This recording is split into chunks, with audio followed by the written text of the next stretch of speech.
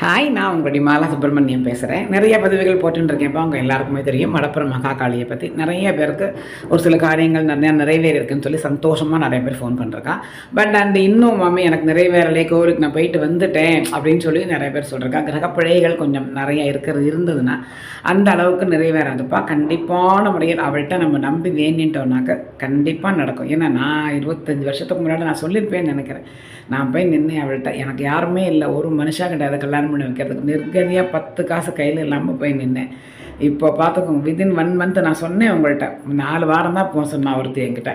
நான் முதல் வாரம் போகும்போது வேண்டிட்டேன், உன்னை பற்றி எனக்கு தெரியாத, என்னமோ உன் கோவிலுக்கு வந்தால் நல்லதுன்னு சொல்கிறான். நான் வந்து நிற்கிறேன். என்னைக்கு காப்பாற்ற வேண்டியது உன்னோட பொறுப்பை. நான் எப்படிப்பட்ட பொண்ணுன்னு நோக்கு தெரியும், என் மனசு எப்படின்னு நோக்கு தெரியும். நீ உன் பொண்ணுக்கு மாப்பிள்ளை பார்க்குறேன், இது மட்டும்தான் அவள்கிட்ட நான் சொன்னேன். இப்போ ஆண்ட முன்னத்தில் அது என் பொண்ணு கல்யாணம் ஆகி நான் பேத்தி பிறந்துவிட்டா. நான் அந்த பேத்தியவே நீ தான் என் இடுப்பில் ஏறி உட்காந்துக்கிறதுக்கு ஆசைப்பட்டு நீ தான் குழந்தையாக வந்து பிறந்திருக்க அப்படின்னு தான் நான் நினச்சிட்டு இருக்கேன்.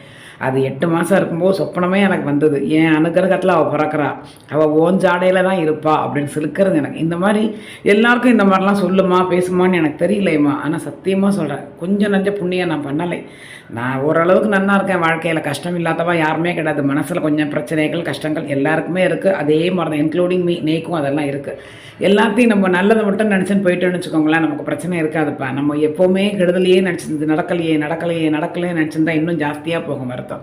சரி, இந்த மட்டும் இது நடந்ததே, அதுவும் நடந்துடும், பார்த்துக்கலாம். ஸோ அந்த மாதிரியே காலத்தை நானும் இப்போ ஓட்டிக்கிட்டு தான் இருக்கேன். அது என்னை பற்றி இப்போ அந்த அளவுக்கு என்ன நினைக்கவே எனக்கு தோன்றதில்லை. அதனால தான் நினைக்கிறேன். முக்கியமாக யாரெல்லாமா ஃபோன் பண்ணுறாளோ அவளுக்கு என்ன பண்ணுறது, அவளுக்காக வேண்டிக்கிறோம். நம்ம கோவிலுக்கு போகணும், நம்ம அவளுக்கு இது வாங்கி சாத்தணும், கால் சரியில்லைன்னா அவளுக்கு கால் வாங்கி போடணும், கை முடியலன்னா அவளுக்கு கண்ணு பிரச்சனைன்னா கண்ணு மலர் வாங்கி சாத்தணும். ஸோ இந்த மாதிரி என்னோட ஞாபகங்கள் அப்படி போயிடுறதுனால எனக்கு நினைக்க முடியலையா என்னன்னு தெரியல. எல்லாத்துக்கும் நான் என்ன சொல்கிறேன்னா, அவளை நீங்கள் நம்பி வேண்டின்ட்டேனாக்க கண்டிப்பாக அவள் நல்லதை மட்டும்தான் நடத்தி கொடுப்பாள். என்னமாவது ஒரு கெடுதல் வரல, இல்லை டிலே ஆச்சுன்னாலும் நமக்கு என்னமோ பிரச்சனைகள் இருக்குது அப்படிங்கிற மாதிரி தான் ஒரு அர்த்தம். அதனால் கண்டிப்பான முறையில் நம்மளுக்கு இன்னும் நடக்கவே இல்லையே, நம்மளை அவள் இன்னும் பார்க்கலையே அப்படின்னு சொல்லி வருத்தப்படாதீங்கோ. கண்டிப்பாக அவள் உங்களை திரும்பி பார்ப்பா. நிறைய பேர் அங்கேயே விளக்கேற்றலாமா மாமின்னு கேட்டிருக்கா.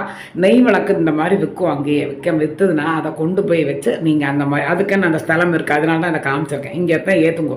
அங்கே ஏற்றும் பொழுது இன்னொருத்தர் விளக்குலேருந்து எடுத்து நம்ம விளக்கை ஏற்றப்படாது. ஒரு தீப்பெட்டி எடுத்துன்னு போங்கோ. அப்படி இல்லாட்டி பக்கத்தில் யார்ட்டையும் தீப்பெட்டி வாங்கி அதுலேருந்து விளக்கை ஏற்றி வைங்கோ. சரியா? விளக்கை ஏற்றும்போது விளக்கை பொருத்திட்டேன், விளக்கை எரிச்சிட்டேன், அப்படி பத்துக்கிச்சா அப்படி தயவு பண்ணி சொல்லாதீங்கோ. விளக்கை ஏற்றிட்டேன், விளக்கு எரிஞ்சுன்னு இருக்கு, அந்த மாதிரி ஒரு சில வார்த்தைகள், அந்த வார்த்தைகள்லேயே இது இருக்குன்னு சொல்லுவோம். உன் வாயை திறந்த சொல்லாத, உன் நாக்கில் சனி இருக்குன்னு சொல்லுவா பத்தியடா.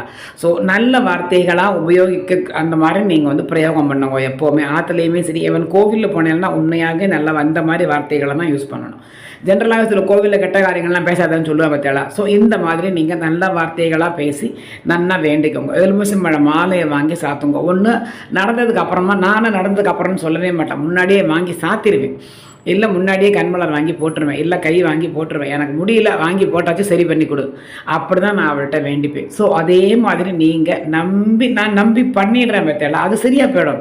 ஏன்னா அந்த மாதிரி நீங்கள் நம்பி வேணா புடவை வாங்கி முதல்ல நான் சாத்திடுவேன். நல்ல காரியம் ஏதாவது நடக்கணுமா, புடவை வாங்கி சாத்திடுவேன். நீ பார்த்துக்கோ, உனக்கு புடவை வாங்கி சாத்தியாச்சு, சரியா போச்சு. முன்னாடியே ஏன்னா நீ பண்ணிட்டு தான் எனக்கு நம்பிக்கை இருக்குது, நான் முன்னாடியே உனக்கு பண்ணி கொடுத்துட்டேன்.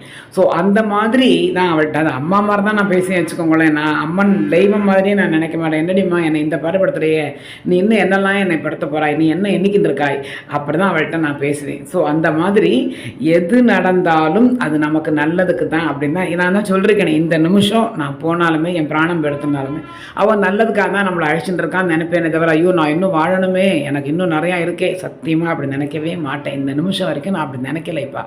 ஸோ அதனால் அவள் என்ன நடத்தி கொடுக்குறாளோ அது நல்லதுக்கு அப்படின்னு சொல்லி எண்ணிக்கோங்க. கண்டிப்பான முறையில் நல்லது மட்டுமே நடக்கும். எலுமிச்சம்பழம் மாலை வாங்கி சாத்துங்கோ, முடிஞ்சால் புடவையை வாங்கி சாத்துங்கோ. அவள்கிட்ட ஒரு நன்னா அழுது ஒரு 5 நிமிஷம் வேண்டிக்கோங்களேன். கண்டிப்பாக வித்தின் எ மந்த் உங்களுக்கு நல்லது நடக்கும். சரியா? ஜெய் மகாகாளியே.